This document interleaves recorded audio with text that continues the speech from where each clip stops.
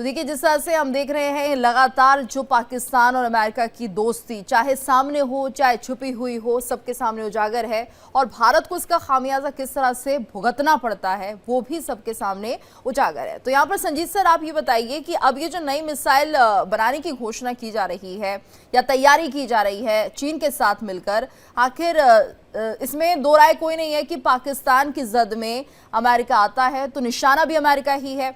और अब अमेरिका जो कि पाकिस्तान को ये कहता रहा है कि आई लव पाकिस्तान, जो अभी हाल फिलहाल मुलाकात हुई उसके बाद ऐसा लगा कि शायद कुछ सोच बदल जाएगी ट्रंप की पाकिस्तान को लेकर। लेकिन अब एक बार फिर से क्या हम यही माने कि यहाँ पर भी कोशिश होगी अमेरिका की कि पाकिस्तान के इस मिसाइल प्रोग्राम को वो रोके या कुछ ना कुछ कोशिश ऐसी करे जिससे कि पाकिस्तान इसे पूरा ना कर पाए?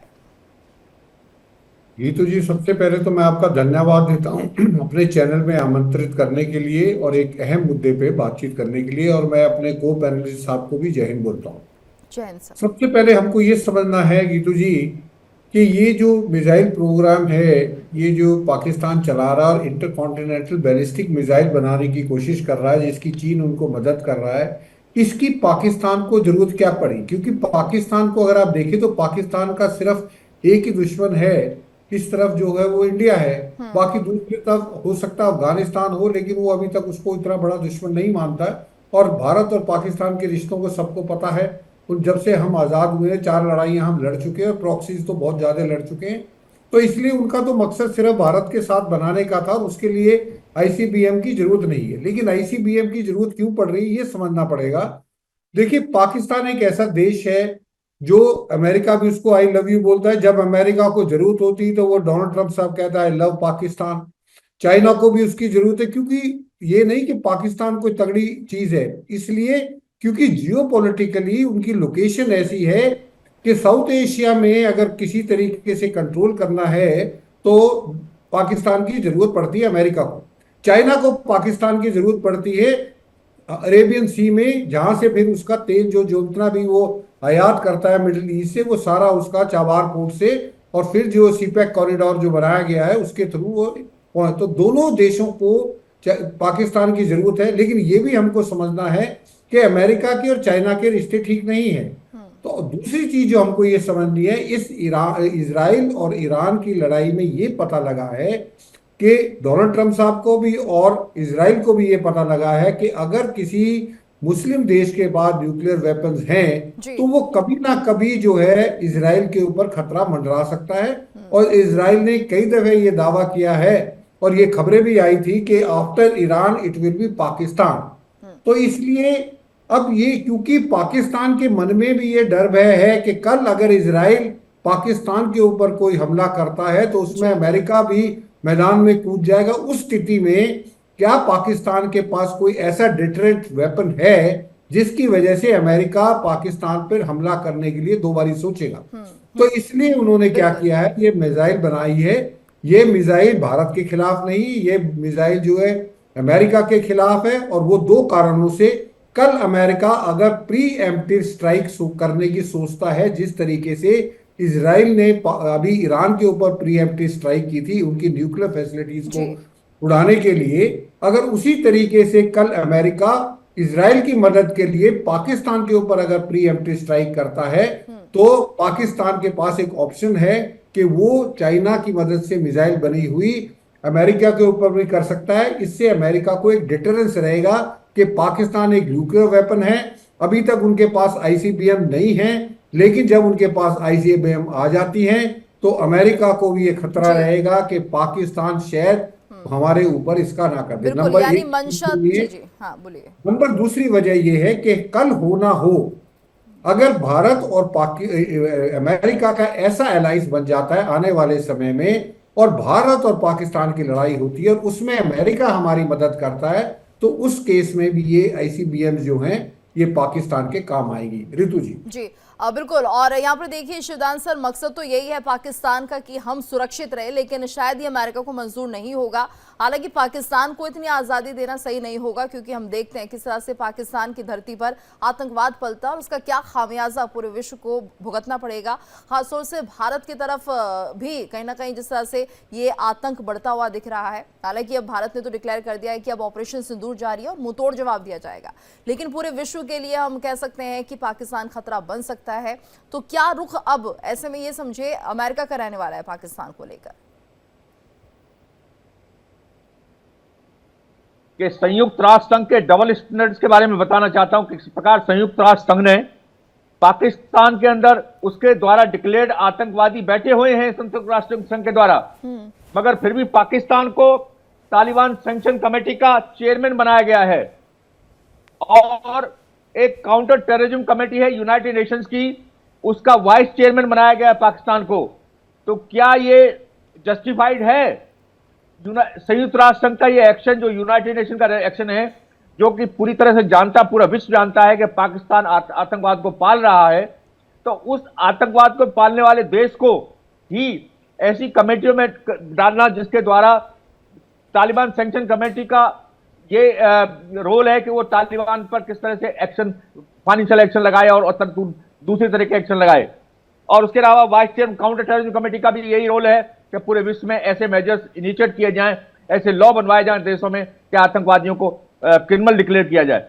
तो इस प्रकार से यदि इस प्रकार की डबल स्टैंडर्ड यूनाइटेड नेशंस रखेगा तो बताइए आतंकवाद पर नियंत्रण कैसे होगा जी। और यही कारण है कि पाकिस्तान को आतंकवादी एक्शन करते हुए भी विश्व के महाशक्तियों का समर्थन प्राप्त होता रहा है। अमेरिका हमेशा उसको सपोर्ट करता रहा है, चीन उसके एक दूसरे के साथ सपोर्ट में है। इसलिए पाकिस्तान का जो इतना हौसला बुलंद है, वो इतना इसकी बैलिस्टिक मिसाइल बना रहा है, उसका कारण यही है कि एक तरफ से मान लो अमेरिका से रिलेशन उसके स्ट्रेन होते हैं तो चाइना तैयार हो जाता है सपोर्ट करने के लिए, क्योंकि उसकी लोकेशन ऐसी है, सुरई साहब ने बताई है, उसकी ज्योग्राफिकल लोकेशन ऐसी है कि दोनों को उसकी जरूरत है। इसलिए पाकिस्तान जो है वो इस तरह की जो हरकत कर रहा है, वो अमेरिका को भी साइड बाय साइड आंख दिखाने की कोशिश कर रहा है कि मैंने बैलिस्टिक मिसाइल तैयार कर लिए, क्योंकि अमेरिका की पॉलिसी ये है कि जो भी इस्लामिक फंडामेंटलिस्ट कंट्री है, यदि वो एटम बम बनाएगा तो उसका वो प्रयोग हो सकता है कि गलत जगह में उसका प्रयोग कर ले। इसलिए अमेरिका पहले ही तैयार होना चाहता है, जैसे उसने ईरान पर हमला किया था एटॉमिक बेस डिक्लेयर करने के लिए, उसी प्रकार से हो सकता है कि कल को पाकिस्तान के खिलाफ भी एक्शन करे। इसलिए पाकिस्तान उसको पहले डरा दिया है कि मैं आईसीबीएम तैयार। अमेरिका पाकिस्तान के खिलाफ एक्शन ले, क्योंकि अगर ईरान को नहीं बख्शा गया है तो पाकिस्तान कैसे बचेगा। लेकिन यहाँ पर कुणाल सर, बड़ी बात यह है कि जिसके साथ आप बैठ के लंच कर रहे हैं, आपको भी अब समझ में आएगा कि पाकिस्तान भरोसे के लायक नहीं है। हालांकि जिस तरह से अमेरिका ने अक्सर मदद की है पाकिस्तान की, और कहीं ना कहीं उन्हें अब ये वक्त आ चुका है समझने का, क्योंकि भारत हमेशा कहता रहा है पाकिस्तान भरोसे के लायक नहीं है, और हालांकि बीच में अमेरिका भी ये कहता रहा है कि भरोसे के लायक नहीं है, लेकिन उसके बाद भी आप उनके साथ लंच करते हैं, उनके साथ बातचीत का कोई रास्ता खोल कर रखते हैं, तो अपने आप में ये डबल स्टैंडर्ड है। This is famous for Trump.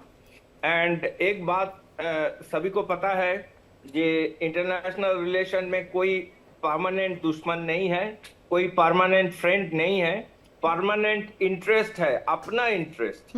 So America देख रहा है वो अपना इंटरेस्ट।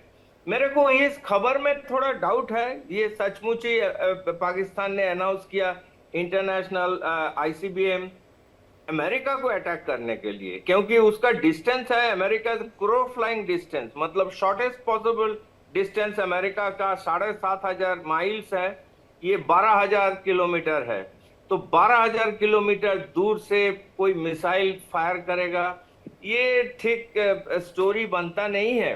और ये चाइना के साथ करेगा या नॉर्थ कोरिया के साथ करेगा। नॉर्थ कोरिया के ऑलरेडी केपेबल है अमेरिका में डायरेक्ट बॉम्बिंग करने का, बिकॉज ओनली पैसिफिक ओशन है उसके पास।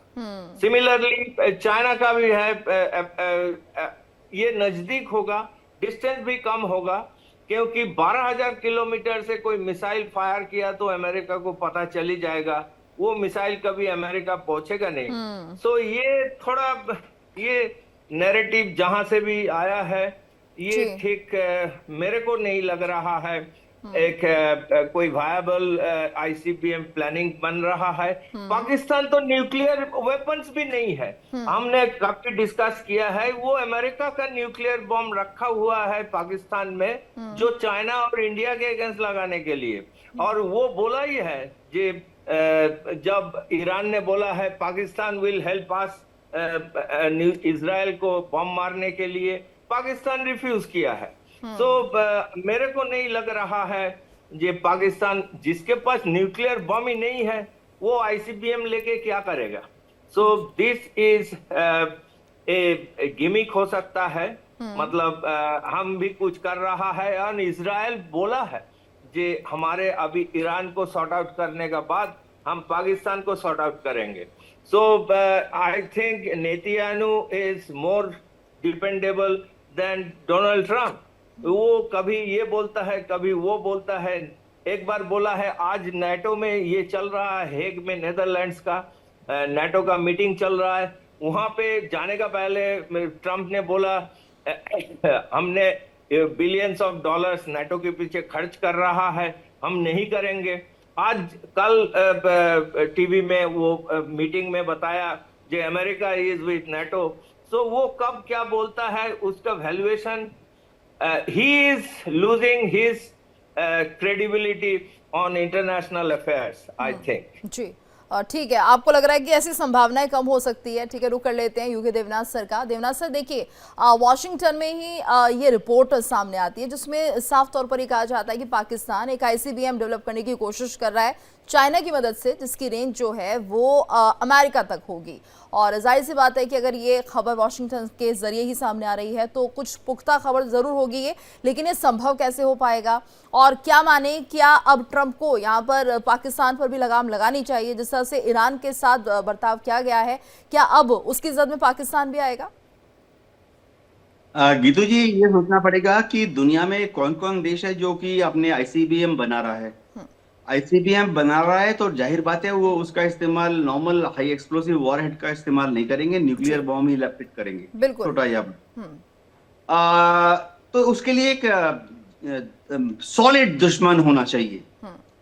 अमेरिका ने सबसे पहले एटम बम बनाया, आईसीबीएम बनाया, दुश्मन कौन है? रशिया। फिर रशिया ने आईसीबीएम बनाया, एटम बम बनाया, दुश्मन कौन है? अमेरिका। फिर चाइना ने बनाया, आईसीबीएम बनाया, एटम बम बनाया। चाइना का दुश्मन उस वक्त भारत नहीं था, चाइना ने उसको अमेरिका की तरफ देखते हुए बनाया था। फिर भारत ने लॉन्ग रेंज, अब हम अग्नि बना रहे हैं 5000 से माइल से ज्यादा, किलोमीटर से ज्यादा फायर करने वाले, हमने एटम बम भी बनाया हुआ है। हम हमारा जो आईसीबीएम है वो हम पाकिस्तान की तरफ नहीं देख के बनाए, हमने वो चीन की तरफ देख के बनाया है। नॉर्थ कोरिया ने बना लिया है, लॉन्ग रेंज रॉकेट्स मिसाइल्स हैं, एटम बम भी शायद बना लिया है या बनाने वाला है। कोई बोलता है उसके पास 30 ऑलरेडी हैं, 20 ऑलरेडी हैं। उन्होंने किसकी तरफ इशारा किया हुआ है? अमेरिका। वो नॉर्थ कोरिया वाला मेनलैंड अमेरिका की नहीं सोच रहा है, वो ज्यादा से ज्यादा सोच रहा है कि साउथ कोरिया में बुसान में बहुत बड़ा अमेरिका का बेस है, जापान के ओकिनावा में बहुत बड़ा अमेरिका का बेस है, फिलीपींस में अमेरिका के 4 बेस है, या बहुत ज्यादा दूर हो गया तो वो नॉर्थ कोरिया से मारेगा, गुआम तक पहुंचेगा। जी। नॉर्थ कोरिया अभी भी मेनलैंड अमेरिका तक नहीं पहुंच सकता। मैं बता रहा हूं कि ये कोई भी मुल्क जब एक आईसीबीएम डेवलप करता है या न्यूक्लियर वेपन डेवलप करता है, बहुत सोच समझ के करता है, क्योंकि रिसोर्सेज बहुत ज्यादा खप जाती हैं। अब हम चाइना की बात कर लेते हैं, ठीक है, लॉन्ग रेंज रॉकेट मिसाइल बना रहा है, एटम बम भी बना लिया है उसने, किसके खिलाफ इस्तेमाल करेगा? इजराइल? शायद नहीं, जबकि एक बहुत बड़ा तबका वर्ल्ड में ऐसा है जो कि सोच रहा है, प्रोपेगेंडा हर रोज छाप देता है कि पाकिस्तान का जो आईसीबीएम है और बम है वो इजराइल तक पहुंच जाएगा, डायरेक्टली इनडायरेक्टली थर्ड पार्टी के हाथ से। Probability as a military specialist या अगर हम कूटनीतिज्ञों से बात करें, प्रोबेबिलिटी नहीं है। पाकिस्तान ने जो बनाए हैं वो भारत के लिए बनाए हैं जी। तो भारत को अगर पाकिस्तान चोट पहुंचाना चाहता है तो पाकिस्तान कितना दूर मारना चाहेगा? पाकिस्तान से मारा चेन्नई, इस चेन्नई के उस तरफ और कुछ नहीं है। पाकिस्तान से मारा ज्यादा से ज्यादा गुवाहाटी, तो 2500 किलोमीटर। अगर पाकिस्तान 2500 किलोमीटर रेंज का बना लेता है एक हथियार, चेन्नई उसकी जद्दोजहद में है, गुवाहाटी तक भी मार सकता है। एटम बम उसके पास छोटे और बड़े दोनों ही हैं। शाहीन 3 मोर और लेस इस डेफिनेशन में फिट हो जाती है। जी। तो पाकिस्तान का और कौन दुश्मन है? हमने इजराइल के बारे में बात कर ली, भारत के बारे में बात कर ली, पाकिस्तान का और कौन दुश्मन है? अगर आधे सेकंड के लिए मान भी लिया जाए कि वो ये अमेरिका को कर रहा है, तो किस लिए? पाकिस्तान आज अमेरिका की जेब में, कल तक पाकिस्तान अमेरिका की जेब में बैठा था, अब वो अमेरिका की गोद में बैठा हुआ है। मेरे ख्याल से अमेरिका और पाकिस्तान के जो रिलेशन आज जितने मजबूत हैं, मजबूत बोला तो आज पाकिस्तान की जितनी जरूरत अमेरिका को है कभी नहीं थी। और मैं आपको बता दूं, आज पाकिस्तान को अमेरिका ज्यादा चाहता है बनिस्बत इंडिया। अमेरिका को इंडिया की उतनी जरूरत नहीं है जितना कि अमेरिका को पाकिस्तान चाहिए। रीजन बहुत ज्यादा है, 7-8 पॉइंट हैं। तो ये सोचना कि पाकिस्तान एक बम मार देगा अमेरिका की तरफ, ये शरारती तत्व हैं जो कि इस तरह की आर्टिकल्स लिख रहे हैं। अच्छा चलो, एक बम मार लेगा, 2 मार लेगा, उसके बाद क्या पाकिस्तान बच जाएगा? पाकिस्तान की भाषा में ही बोल देता हूं, अमेरिका ने ये 6000 न्यूक्लियर बम बना रखे हैं, उन्होंने होली दिवाली के लिए तो बनाई थी ना। अमेरिका के ऊपर अगर पाकिस्तान हमला करेगा, समझिए कर देता है, ऐसे तो करेगा नहीं, लाखों में एक चांस है कि पाकिस्तान का प्रेसिडेंट भी पागल है, पाकिस्तान का प्राइम मिनिस्टर पागल है, वहां पर न्यूक्लियर ट्रायड जो कंट्रोल करते हैं पाकिस्तान की आर्मी चीफ, सब ISI चीफ भी पागल हैं, और वो एक लॉन्च कर देते हैं अमेरिका की तरफ। तो उसके बाद पाकिस्तान क्या बच जाएगा? हमने देख लिया है कि अमेरिका ने ईरान का क्या हश्र किया है। तो ये जो आर्टिकल है ये शरारती तत्वों ने लिखा है जी।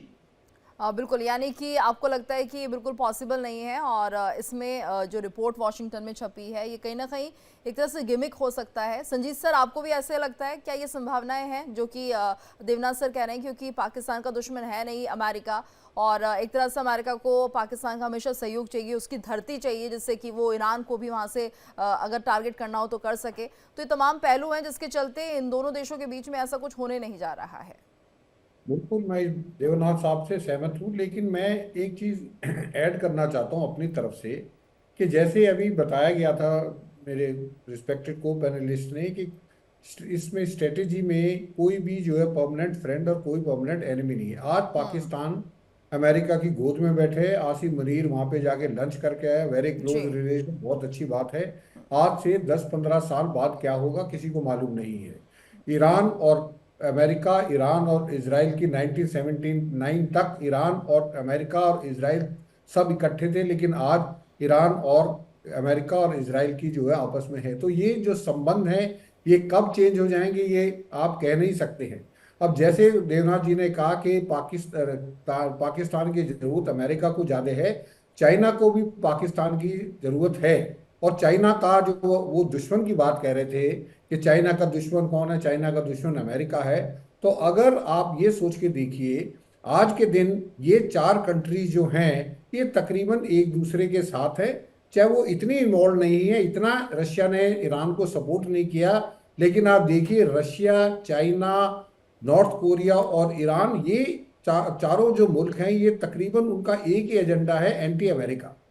तो कल हो ना हो, अगर ऐसे हालात बन जाते हैं कि इसमें चाइना जो है पाकिस्तान को भी, जैसे अमेरिका ने पाकिस्तान को आज गोद में बिठा लिया, कल जियोपॉलिटिकल सिचुएशन ऐसी हो जाती है, पाकिस्तान की इतनी मजबूरी हो जाती है, क्योंकि पाकिस्तान के ऊपर जो कर्जा है वो चीन का ज्यादा कर्जा है, अमेरिका का इतना कर्जा नहीं है। तो चाइना को अगर जो अपना कर्जा वापस लेना है, या चाइना को कल हालात ऐसे बदल जाते हैं कि अमेरिका और इंडिया की दोस्ती इतनी ज्यादा गाढ़ी हो जाती है साउथ पैसिफिक की वजह से, क्वाड की वजह से, कि मजबूरी में अमेरिका को, भारत को अपनी गोद में बिठाना पड़ता, तो उस केस में पाकिस्तान फिर चाइना की गोद में बैठ जाएगा। और जब चाइना की गोद में बैठ जाएगा और आगे चल के 5, 10, 20 साल बाद अगर एक ऐसी सिचुएशन बनती है जिसमें अमेरिका को चाइना से थ्रेट होता है या चाइना को अमेरिका से थ्रेट होता है, कल जो है ताइवान में झगड़ा हो जाता है अमेरिका और चाइना के बीच में, तो उस समय पाकिस्तान किस साइड जाएगा ये आप आज नहीं कह सकते, क्योंकि पाकिस्तान तो बिन पैंदे का लोटा है, वो किसी साइड भी लुढ़क जाएगा। जी। तो उस समय अगर जो है पाकिस्तान के पास आईसीबीएम होंगी तो वो जो एक ऑप्शन है। अब ये आर्टिकल सच है झूठ है इसके बारे में तो मैं नहीं कह सकता, पर मैं इसके ये बता सकता हूँ कि अगर ऐसा आर्टिकल में जो लिखा है वो सही है तो क्या क्या और ऑप्शंस अवेलेबल है। और एक चीज मैं और बताता हूँ जी। कि पाकिस्तान ही एक ऐसा न्यूक्लियर स्टेट है जिसके पास आईसीबीएम नहीं है। बाकी जितनी न्यूक्लियर स्टेट है सबके पास आईसीबीएम है। तो पाकिस्तान भी अपनी क्षमता को बढ़ा रहा है, चाहे वो किसी के अगेंस्ट यूज करे या ना करे। तो इसको आर्टिकल को अगर ये सच है तो इसलिए हमको इस तरीके से एनालाइज कर रहे हैं हम, और हम सब अपनी अपनी व्यूज दे रहे हैं। जी गीतू। बिल्कुल। और शिवदान सर यहाँ पर ये देखिए, क्योंकि अमेरिका और पाकिस्तान की जो भी मीटिंग हुई है, लंच पर जो ये बातचीत हुई है, क्या इसका असर ये भी हुआ होगा कि चाइना को लगा होगा कि पाकिस्तान जो है वो अमेरिका के साथ ज़्यादा दोस्ती करना चाहता है, और ऐसे में यहाँ पर अब चीन ये चाहता है कि आप एक ऐसा आईसीबीएम बना लीजिए जिससे कि उसकी रेंज जो है वो अमेरिका तक हो, और आपके लिए एक तरह से सेफ्टी मेजर है ये अपने देश की सुरक्षा के लिए। तो यहाँ पर चीन का दखल क्या उस तरह से हम समझ सकते हैं? देखिए, आईसीबीएम की जो जो बनाने की प्रक्रिया है, ये पाकिस्तान की पिछले काफी समय से चल रही है। जी। काफी समय पहले भारत की नेवी ने एक ऐसा शिप पकड़ा था पाकिस्तान का जो इस तरह के आईसीबीएम के कंपोनेंट्स को स्मगल कर रहा था। तो ये काफी दिन पहले की बात है। तो आईसीबीएम पाकिस्तान अभी से नहीं बना रहा है। पाकिस्तान जो है हम अपने ऑप्शंस हमेशा इस वक्त खुले रख रहा है, चाइना के साथ भी, अमेरिका के साथ भी, क्योंकि पाकिस्तान में चाइना ने काफी डोमिनेशन कर लिया है। और बलूचिस्तान में जो ट्रबल चल रही है वो केवल इसलिए चल रही है कि वहां पर चाइना की जो डोमिनेशन बहुत हो रही है और बलूच लोग उसको नहीं चाहते हैं। ऐसी स्थिति में हो सकता है कभी पाकिस्तान को चाइना को हटाने की जरूरत पड़े और वो अमेरिका की सपोर्ट में अमेरिका के पास चला जाए। और उसे वाइस वर्सा हो सकता है कि अमेरिका ज्यादा डोमिनेशन करे, जैसे ईरान पर अमेरिका ने हमला किया है उस वक्त चाइना में चला जाए। तो ये अमेरिका पाकिस्तान जो है अपने दोनों तरफ के कार्ड ओपन रखना चाहता है, जिससे वो दोनों इन महाशक्तियों के द्वारा ब्लैकमेल ना हो सके। क्योंकि पाकिस्तान की जो चालाकी जो है, पाकिस्तान की डबल स्टैंडर्ड जो है वो काफी फेमस रहा है पहले से ही।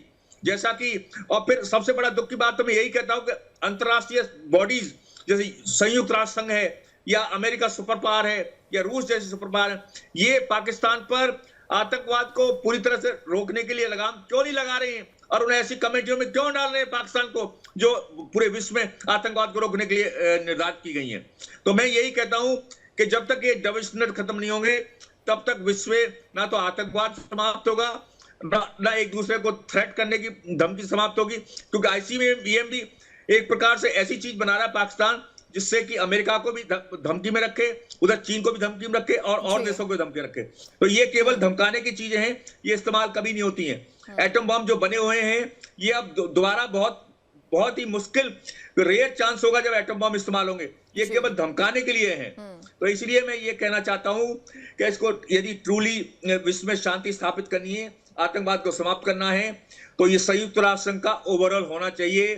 जिस प्रकार लीग ऑफ द नेशन को खत्म किया था दूसरे विश्व युद्ध के समय, उसी प्रकार से अब संयुक्त राष्ट्र संघ का दोबारा से ओवरऑल होना चाहिए यदि इसको खत्म नहीं किया जा रहा है तो। जी, लेकिन आज संयुक्त राष्ट्र की कोई पहचान उस तरह से रही नहीं है सर, और कोई इन्वॉल्वमेंट नहीं दिख रहा है जो मौजूदा हालात बने हुए हैं। कुणाल सर यहाँ पर ये बताइएगा सर, क्योंकि जिस तरह से हम देख रहे हैं कि भारत और अमेरिका के जो रिश्ते रहे हैं, और एक बड़ा प्रभाव ये भी देखा गया कि कल तक हम ये सोच रहे थे कि अमेरिका शायद भारत के साथ पूरी तरह से सहयोग कर रहा है, लेकिन वहीं दूसरी तरफ पाकिस्तान को भी सपोर्ट करना, और ऐसे में पाकिस्तान अब ये चाहता है कि मैं भी कम से कम एक आईसीबीएम बनाकर अपनी पहुंच इतनी रखूं कि कम से कम जो बाकी देश हैं वो मुझसे डरे, और खासतौर से अमेरिका का भी यही होना चाहिए। लेकिन अमेरिका शायद इतनी आसानी से अमेरिका को इतनी आसानी से पाकिस्तान डरा नहीं सकता, और कुछ ऐसी अगर वो कार्रवाई करता है तो उस पर अमेरिका का पलटवार जरूर होगा और आईसीबीएम नहीं बनने देगा अमेरिका, या फिर आगे जो भी उसका प्रोसीजर होगा उसे रोका जाएगा।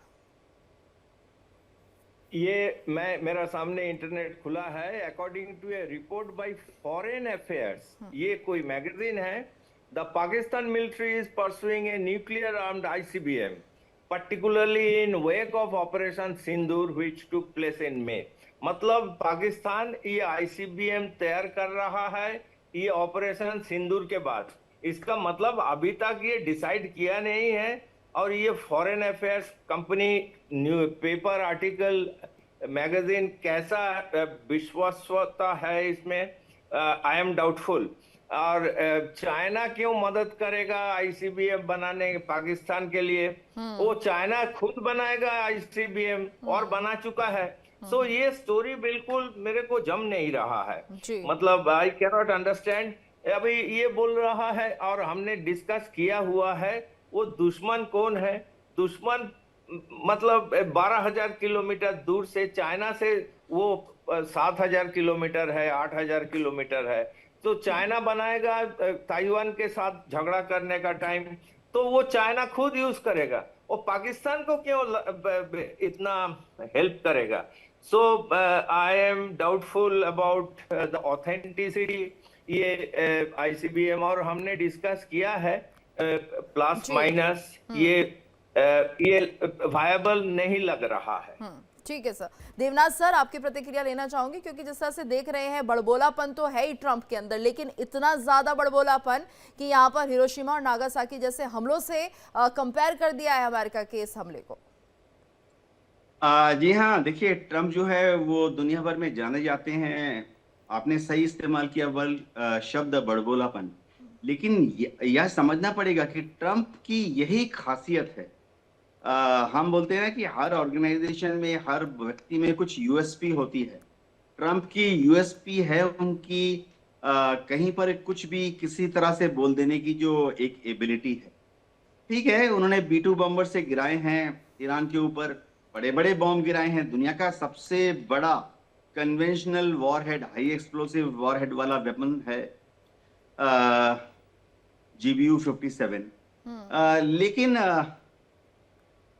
इफेक्टिव रहा कि नहीं, इसके बारे में दो तरह के बयान है। पेंटागन का ये आकलन है, CIA का ये आकलन है कि इस हमले के बाद ईरान को कुछ नुकसान तो हुआ है, लेकिन शायद ईरान कुछ ही महीने के अंदर इस नुकसान की भरपाई कर लेगा, चीन की मदद से, नॉर्थ कोरिया की मदद से, रूस की मदद से। पैसे की कमी नहीं है ईरान में। दूसरी बात है कि कुछ सूत्र ऐसा भी दावा कर रहे हैं जो कि ट्रंप को खुश करना चाहते हैं कि इस हमले में ईरान का न्यूक्लियर प्रोग्राम पूरी तरह ध्वस्त हो गया। ईरान से भी कुछ लोग बोल रहे हैं हाँ ठीक है, काफी बड़ा नुकसान हुआ है। लेकिन आकलन यह है कि अगर काफी बड़ा नुकसान भी हुआ है तो भी ईरान अगले 4 साल के अंदर इस नुकसान की भरपाई कर लेगा। ट्रंप का यही कमाल है कि वो क्या ऐसा बोल क्यों रहे हैं। देखिए, जापान के ऊपर अमेरिका ने एटम बम गिराए। आज की तारीख में उसके बाद से जापान अमेरिका का सबसे पक्का मित्र है। कैसे? ये स्टडी करने के लायक एक सब्जेक्ट है। 100 PhD थीसिस लिख सकते हैं कि जर्मनी के साथ यूएसए का युद्ध हुआ सेकेंड वर्ल्ड वॉर में, इतना भीषण युद्ध, लेकिन आज की तारीख में जर्मनी यूएसए का सबसे बड़ा मित्र है। ये पृष्ठभूमि इसलिए बता रहा हूं कि वियतनाम, जिसके ऊपर की अमेरिका ने लगातार 10 साल तक भयंकर बमबारी की, वियतनाम को राख बना दिया। आज की तारीख में वियतनाम और अमेरिका के बीच में व्यापार हर साल दुगना हो रहा है, और अमेरिका का सबसे बड़ा इन्वेस्टमेंट वियतनाम में है, और वियतनाम का सबसे बड़ा इन्वेस्टमेंट किस कंट्री में है? अमेरिका में। अमेरिका में डोनाल्ड ट्रंप इस तरह के बयान देकर यह सुनिश्चित करते हैं कि वह ईरान को भविष्य में अपने पाले में लाने की तैयारी कर रहे हैं। ऑलरेडी डोनाल्ड ट्रंप ने हिंट देना शुरू कर दिया है कि वो ईरान के ऊपर जो 4,500 अलग अलग तरह के सैंक्शंस लगाए हैं पिछले 46 साल में, उनको एक एक करके दूर करेंगे।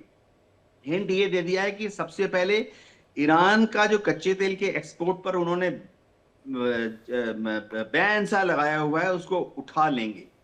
जाहिर बात है, चुन चुन कर आस्ते आस्ते उठाएंगे इन बैन्स को, इन प्रतिबंधों को। इसीलिए वो सहानुभूति दिखाना चाहते हैं।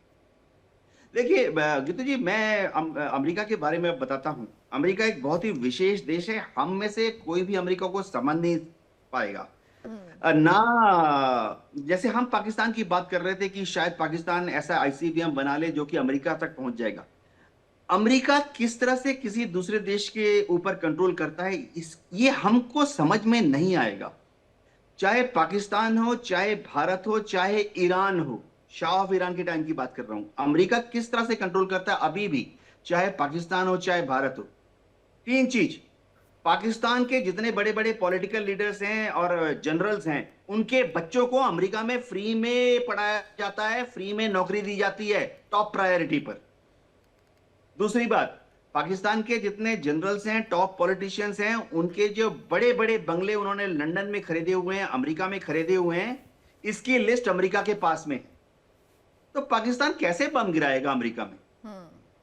चौथी बात और सबसे बड़ी बात, पाकिस्तान के जितने ब्लैक पैसा है जो कि पाकिस्तान के पॉलिटिशियंस हैं, चाहे वो पीएमएलएन के पॉलिटिशियंस हो, चाहे वो पीपीपी के पॉलिटिशियन हो, चाहे वो इमरान खान की पार्टी के पॉलिटिशियन हो, या उनके जनरल्स हो, इनका ब्लैक मनी कहां पड़ा हुआ है? अमेरिका में। और अमेरिका एनकरेज करता है कि अपने बड़े बड़े बंगले, फार्म हाउस आप अमेरिका में खरीदो, अपनी ब्लैक मनी को अमेरिका में सेफली रखो। बिल्कुल। क्यों करता है? कि ना ये जनरल पाकिस्तान के जो आज है, ना इनके बच्चे, और ना ही आज जो पॉलिटिशियंस है पाकिस्तान के, ना इनके बच्चे कभी सपने में भी ख्वाब देख सकते हैं अमेरिका पर हमला करने के लिए। क्यों? ब्लैक मनी उनके पापा की सारी अमेरिका में है, पापा की सारी बड़े बड़े बंगले सब लंदन में है और न्यूयॉर्क और वाशिंगटन में है, फ्लोरिडा में है जी।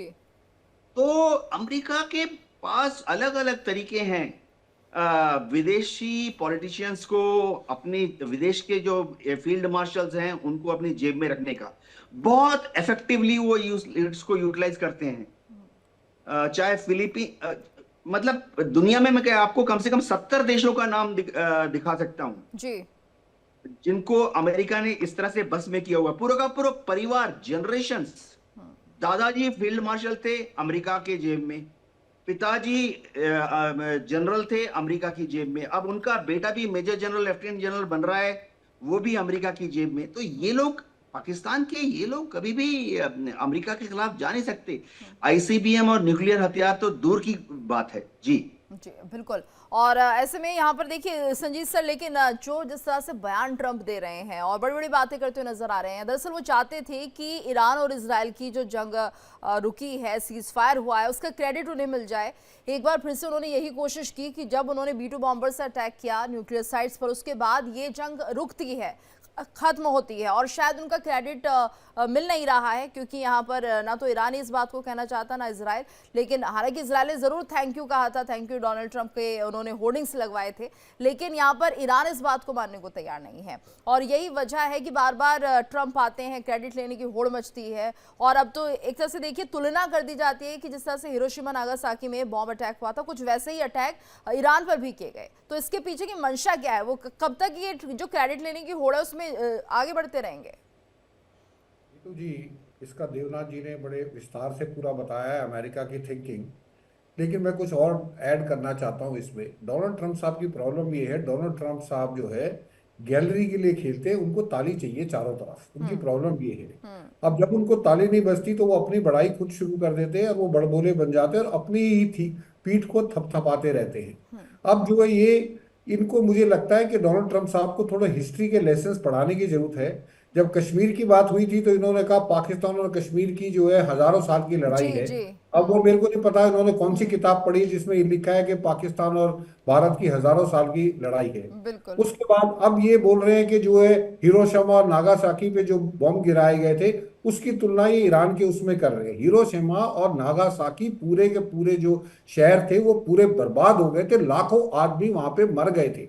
उसका तो कंपैरिजन हो ही नहीं सकता। आई डोंट नो वो किस बेस पे इसका कंपैरिजन कर रहे हैं, सिर्फ वो ये बताने के लिए कर रहे हैं कि देखो मैंने कितना बड़ा काम किया है। और जैसे देवनाथ जी बोल रहे थे, बाकी लोग जो है जो उसमें आ रहा है उसका अभी कोई पुख्ता सबूत नहीं है कि जो B-2 बॉम्बर से इन्होंने जो इतने बड़े बड़े, जिनको देवनाथ जी कह रहे ji they are the heaviest weapon, heaviest bomb in the world, वो गिरने के बाद नुकसान कितना हुआ है। कोई कह रहा है 2 महीने में ईरान जो है बॉम्ब बना, मंथ्स में जो है दोबारा जो है बॉम्ब बना देगा। तो वो क्या कंपैरिजन है, मेरे को समझ में नहीं आता डोनाल्ड ट्रंप साहब का, वो क्या बोलते क्या नहीं बोलते। भारत और पाकिस्तान के बीच में जो सीज फायर हुई उसका क्रेडिट वो लेते रहे, इसके बावजूद कि भारत के foreign minister, foreign ministry, Modi साहब सब ने कहा कि ये जो है सीज फायर ये हमारे और पाकिस्तान के बीच में हुई है, इसमें किसी का लेना देना नहीं है। लेकिन उनका जब दिल करता है सेम स्टेटमेंट वो बार बार देते हैं। अब वो स्टेटमेंट दे रहे हैं कि जी ईरान बहुत अच्छी तरह लड़ा, बहुत बहादुर देश है, और हमने जो है उनके जब B-2 बॉम्बर से उन्हें गिराया उसके बाद सीज फायर होगी। अरे उन्होंने तुम्हारे ऊपर हमला करा है, तुमने सीज फायर करी है, वो तो तुम्हारे पास नहीं आया। उनके फॉरेन मिनिस्टर कह रहे हैं कोई एग्रीमेंट नहीं हुआ। तो ये डोनाल्ड ट्रंप साहब की सबसे बड़ी समस्या ये है कि ये इनको पता है ये इनकी आखिरी टर्म है, और ये इस आखिरी टर्म में ये मसीहा बन के जाना चाहते हैं ताकि दुनिया में ये रहे कि एक प्रेसिडेंट अमेरिका का ऐसा आया था जिसने दुनिया में जो है न्यूक्लियर जो है स्ट्राइक बंद करा दी, जिसने लड़ाई बंद करा दी और शांति का मसीहा था। इनको वो क्रेडिट चाहिए। जब तक आप इनको वो क्रेडिट नहीं देंगे ये अपनी बड़ाई खुद करते रहेंगे। और मेरा ये मानना है कि इनको हिस्ट्री के लेसन थोड़े पढ़ने चाहिए, पढ़ाना चाहिए, क्योंकि इस तरीके से एक अमेरिका जो दुनिया का सबसे बड़ा देश है, सबसे ताकतवर देश है, सबसे इंटेलिजेंट है, मिलिटरीली स्ट्रांग है, उसका प्रेसिडेंट जब ऐसी बच्चों जैसी बात करता ना, तो ये डोनाल्ड ट्रंप के ऊपर की तो छवि जो है वो तो खराब होती है। वो वहां की पब्लिक की जो छवि है वो दुनिया की नजरों में ये होती है कि यार ऐसे आदमी को वोट देके उसको प्रेसिडेंट बना दिया, वो doesn't even know what he is talking about. बिल्कुल। वो ऐसे ऐसे वर्ड्स यूज करते हैं हाँ। अपनी जो प्रेस कॉन्फ्रेंस में जो कि एक शरीफ आदमी इस्तेमाल नहीं कर सकता। I think there is something wrong with Donald Trump. बिल्कुल, लेकिन यहाँ पर शायद डोनाल्ड ट्रंप को ये लगता है कि वो जो कर रहे हैं वो सही कर रहे हैं, और जो उनके नेतृत्व में देश आगे बढ़ रहा है उनके मुताबिक वो बहुत अच्छा जा रहा है, और हम अमेरिका को चारों तरफ ये कहकर दिखाने की कोशिश करें कि अमेरिका सुपर पावर है, था और रहेगा। शायद यही कोशिश भी है, लेकिन यहाँ पर कुछ पर्सनल इंटरेस्ट भी कुणाल सर ट्रंप का दिखता है, जहाँ पर उन्हें एक इच्छा है कि उन्हें नोबेल पीस प्राइज मिल जाए,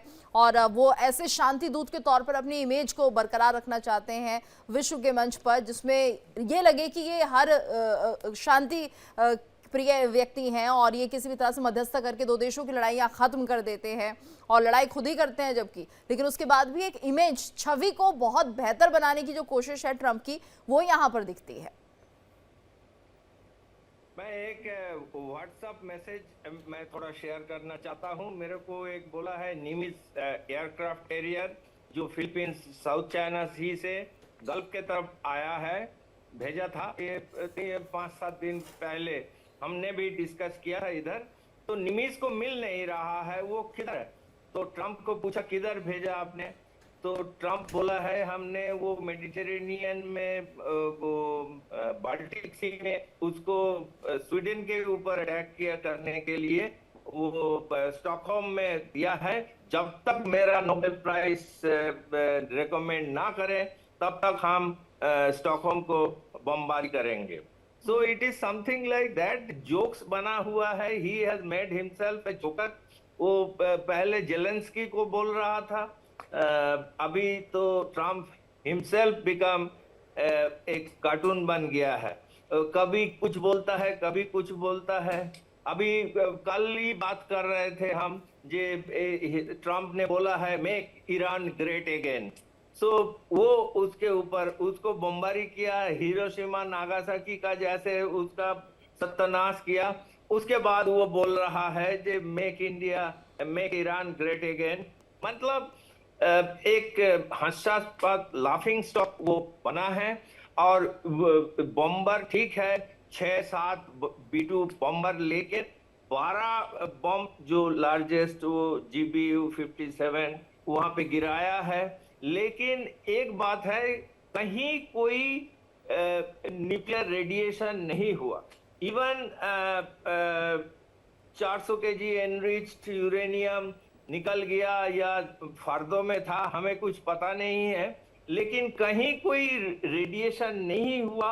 IAEI जो है, IAEI मतलब इंटरनेशनल एटॉमिक एनर्जी एजेंसी, वो कहीं कोई रेडिएशन देखा नहीं है।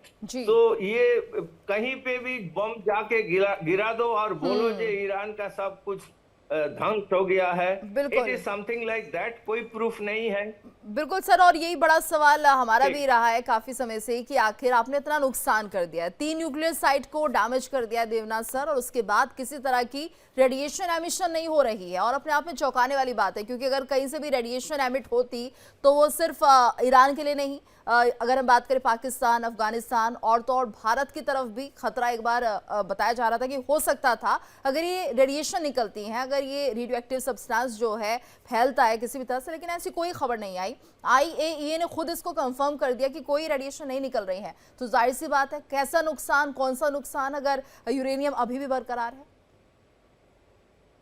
गीतू जी, लग ये रहा है कि न्यूक्लियर कोर जो है उसको कोई नुकसान नहीं पहुंचा, लेकिन डेफिनेटली जो इंफ्रास्ट्रक्चर है, जी, जी। उसके जो एग्जिट है, एंट्री है, लिफ्ट शाफ्ट है, अप्रोच एरियाज हैं, एडमिनिस्ट्रेटिव बिल्डिंग्स हैं, जो electrical step up step down transformers हैं, और जो हेवी वाटर प्लांट है, हेवी वाटर का इस्तेमाल एज ए मॉडरेटर होता है न्यूक्लियर जी। साइट में, एज ए कूलेंट, उनको नुकसान पहुंचा है।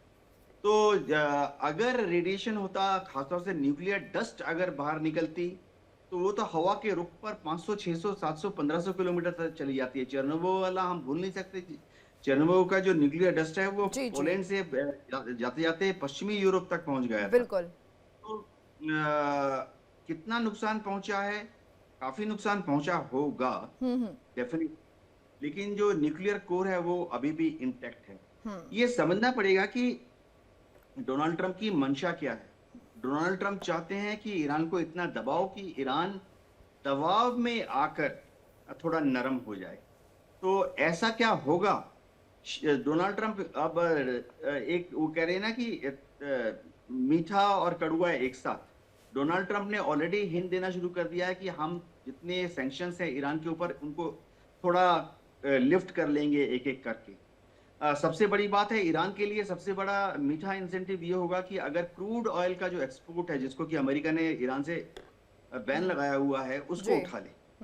इसके तहत दुनिया के काफी देशों को असुविधा हो रही है। भारत के ऊपर भी अमेरिका ने 2018 में दबाव डाला, और हम ईरान से 2018 के बाद से क्रूड ऑयल इंपोर्ट नहीं कर रहे, जबकि ईरान का क्रूड ऑयल हमको वो हर बैरल पर $1 या $2 की छूट देता और सर था। शायद एक खबर ये भी आई थी, आप सही कह रहे हैं कि यहाँ पर ट्रम्प जो है वो ये क्रेडिट भी ले रहे हैं कि चलिए ठीक है, मैं ईरान आपको मौका देता हूँ कि आप अपने इस क्रूड ऑयल को बेच लीजिए। तो ये जानकारी जरूर सामने आई थी। तो जो आप कह रहे हैं कि हो सकता है परमिशन दे दे, तो खबर तो है ऐसी ही। अमेरिका को मालूम है कि ईरान इस वक्त फाइनेंशियल क्राइसिस में है, तो एक तरफ से दबाव डाला GBU बॉम्ब डालकर, दूसरी तरफ से थोड़ा रिझाने की भी कोशिश कर रहे हैं। हो क्या रहा है मैं आपको बता दूं कि ईरान की जो रिजीम थी, इनकी जो पहले वाले लोग थे, उनका काफी शाह ऑफ ईरान की बात कर रहा हूँ। जी जी। शाह ऑफ ईरान के समय में जितने लोग शाह ऑफ ईरान के समर्थन में थे, उनको तो 1979 के रिवॉल्यूशन के बाद ईरान छोड़कर भागना पड़ा। वो भागकर सेटल हो गए यूरोप में, भागकर सेटल हो गए अमेरिका में। लेकिन उनकी जो प्रॉपर्टी थी, चल और अचल प्रॉपर्टी, और उनका करोड़ों जो पैसा था, वो ईरान में छूट गया। तो अब डोनाल्ड ट्रंप ने जो बैन लगाया था, उससे सबसे बड़ा नुकसान किसको हो गया? इन लोगों को हो गया जो कि शाह ऑफ ईरान के समर्थक थे, यानी जो लोग की अमेरिका के समर्थक थे 1979 के पहले। अब ये लोग गए हैं डोनाल्ड ट्रंप के पास कि हुजूर, आपके बैन के चलते हमारा सारा पैसा ईरान में फंसा हुआ है, हमारी जमीन जायदाद ईरान में फंसी हुई है, उसको जरा ढीला करो, ताकि या तो हम ईरान में जाके उसको बेच दें, या कम से कम ईरान हमारा जो पैसा है उसको भेज दे अमेरिका में या यूरोप में। तो डोनाल्ड ट्रंप इस दिशा में काम कर रहे हैं। देखिए, अमेरिका में बहुत बड़ी सपोर्ट कहां से मिलती है डोनाल्ड ट्रंप? तो एक तो जूइश लॉबी है जी। हमने आज तक एक और लॉबी का नाम नहीं सुना, ईरानियन लॉबी। अमेरिका में बहुत बड़ी लॉबी है ईरानियंस की। अयतोल्ला ख़ुमैनी वाले ईरानियन नहीं, जिहादी ईरानियन नहीं, ये वो ईरानियन हैं जिन्होंने कि 1979 रिवॉल्यूशन के पहले शाह ऑफ ईरान के रिजीम को सपोर्ट दिया था। और उस जमाने में याद रखना पड़ेगा कि ईरान के सारे कच्चे तेल के जितने कुएं थे, भंडार थे, सब अमेरिकन कंट्रोल में थे। सारे मैनेजमेंट अमेरिका का था। जी। सारा heavy equipment, machinery, pipelines, drilling, boring machine सब अमेरिका से आता था। तो ये सारा पैसा जो प्रॉफिट है बाय कॉन्ट्रैक्ट, ये सब अमेरिका में डाइवर्ट होना चाहिए था। लेकिन 1979 के रिवॉल्यूशन में खोमेनी जब पावर में आया, उसने सबको फ्रीज कर दिया ईरान के अंदर ही। तो इसको आस्ते आस्ते छुड़वाना है। तो डोनाल्ड ट्रंप उस दिशा में काम कर रहे हैं ताकि अमेरिका में जो ईरानियन लॉबी है वो खुश हो जाए। कैपिटलिस्ट पढ़े लिखे ईरानियन लॉबी है जो कि अमेरिका में काम करते हैं। जी जी बिल्कुल। और जिस तरह से हम बात कर रहे हैं आज आईसीबीएम को लेकर भी, तो क्या संजीत सर ये माना जाए, अगर इस आईसीबीएम की चर्चा ज़्यादा होती है, क्योंकि ये रिपोर्ट वॉशिंगटन के ही किसी न्यूज़ जर्नल में छपी हुई है, तो क्या ये माना जाए कि यहाँ पर अमेरिका अब पाकिस्तान से बात करके इसको लेकर कुछ चर्चा कर सकता है, अगर इसमें ऑथेंटिसिटी है? क्योंकि जिस तरह से खबर सामने आई है और आईसीबीएम को लेकर अगर बात सामने आती है, तो अमेरिका का क्या रुख रह सकता है? आपको क्या लगता है, क्या संभावनाएं दिख रही हैं? देखिए, अगर ये इस चीज की पुष्टि हो जाती है, जो कि अमेरिका पक्का इसकी पुष्टि करेगा कि क्या पाकिस्तान चीन की मदद से आईसीबीएम बना रहा है और वो आईसीबीएम की रेंज इतनी होगी कि वो अमेरिका को हिट कर सकती है, तो इसमें सबसे पहले तो उनके जो एम्बेसडर साहब है उनको बुलाया जाएगा, तलब किया जाएगा और उनसे पूछा जाएगा कि इसके ऊपर हमको बताइए, आप क्या है इसके ऊपर आपका नजरिया। उसके बाद अगर ये कंफर्म हो जाता है कि हाँ ये बना रहा, तो पहला काम होगा, डोनाल्ड ट्रंप साहब जो है इनको बताएंगे कि इसको आप बिल्कुल बंद कर दीजिए। अगर आप इसको बंद नहीं करेंगे तो फिर जो हम आपके साथ आपकी मदद करना चाहते हैं, आपके साथ ट्रेड करना चाहते हैं, आपके साथ मिलिट्री सपोर्ट करना चाहते हैं, वो सब हम बंद कर देंगे। आपको जैसे अभी हम इंडिया और आपका जो है भारत और आपका युद्ध हुआ था, उस युद्ध में हमने आपको पूरा सपोर्ट किया। अगर हमारे इसके बावजूद भी आप अगर इसको प्रोग्राम को चलाए रखेंगे तो हम आपको जो है आगे आने वाले समय में, क्योंकि ऑपरेशन सिंदूर अभी पॉज किया गया है, वो खत्म नहीं हुआ है, कल अगर यही हालात दोबारा बन जाते हैं और भारत और पाकिस्तान के बीच में दोबारा युद्ध होता है, तो उस समय डोनाल्ड ट्रंप साहब कहेंगे कि मैं अब जो है तुम्हारे साथ नहीं खड़ा हूंगा। तो मुझे लगता है कि अगर ये बना भी रहे हैं प्रोग्राम, तो पाकिस्तान आज उस स्थिति में नहीं है कि वो अमेरिका से पंगा ले सके। वो अपने इस प्रोग्राम को बंद कर देंगे, क्योंकि उनको पैसा चाहिए और पैसा डोनाल्ड ट्रंप साहब ही उनको दिला सकते हैं, चाहे आईएमएफ से दिलाएं, चाहे वर्ल्ड बैंक से दिलाएं, चाहे एशियन डेवलपमेंट बैंक से दिलाएं। जितने भी फाइनेंशियल इंटरनेशनल फाइनेंशियल इंस्टीट्यूशंस हैं, उनसे अगर चाहे पाकिस्तान को अगर कर्जा चाहिए तो वो सिर्फ अमेरिका दिला सकता है, उनको और कोई नहीं दिला सकता। चाइना ने अपने जो है हाथ झाड़ लिए हैं कि चाइना की बहुत ज्यादा इन्वेस्टमेंट पाकिस्तान में हो गई है और चाइना इससे ज्यादा पाकिस्तान की इन्वेस्टमेंट नहीं करेगा। तो पाकिस्तान के पास कोई ऑप्शन नहीं है सिवाय इसके कि वो अमेरिका की बताई हुई बात को 100% मान ले। बिल्कुल बिल्कुल। और अमेरिका के पास कोई ऑप्शन नहीं है कुणाल सर। ऐसे में भी अगर इस तरह की खबरें सामने आती है तो ये वाकई सोचने पर मजबूर करती है कि आखिर क्या पाकिस्तान की इतनी हैसियत है जहां पर खुद वो अपने लोगों को खाना नहीं दे सकता है भरपेट, और भारत से देखिए सिंधु समझौते के बाद किस तरह से पाकिस्तान की कमर टूट चुकी है, पानी के लिए किल्लत वहां पर मची हुई है। ऐसे में आईसीबीएम को बनाने की सोच ना है, चाहे किसी का भी सहयोग मिले, लेकिन क्या इस हालत में पाकिस्तान लगता है?